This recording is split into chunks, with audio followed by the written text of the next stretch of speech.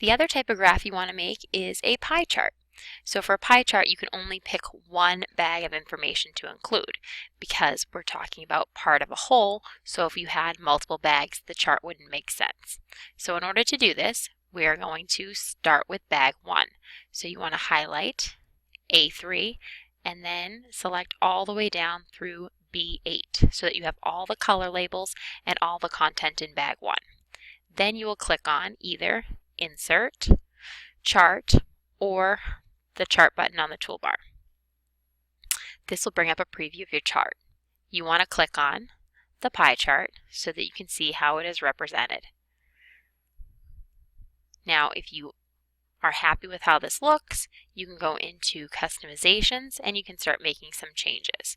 So title bag 1 is appropriate because this is bag 1's data. If you wanted to add to it, bag 1 flavors, you could do that, or bag 1 colors. However you'd want to adjust that title so that it makes sense to the reader is fine. Now again, you can change the position of the legend, or you can have it labeled directly, or you could have none. You don't really want to have none though because then it's hard to interpret your information. I'm going to have this one on the top. I could also change my fonts and colors as well as my background color. And then I can choose if I want to have the percents, the actual value, the label, or none. If I'm going to choose to have it labeled, it would be okay to omit the legend. I'm going to have the percents.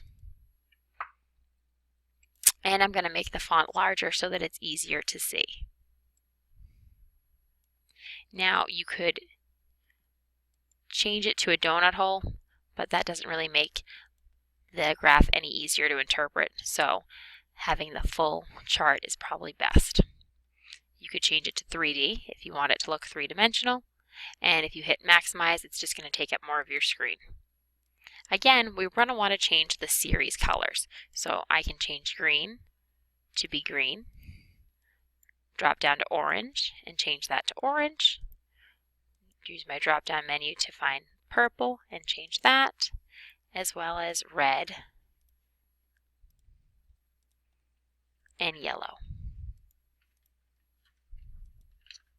Okay, once this is done, I can insert my chart and it is all set.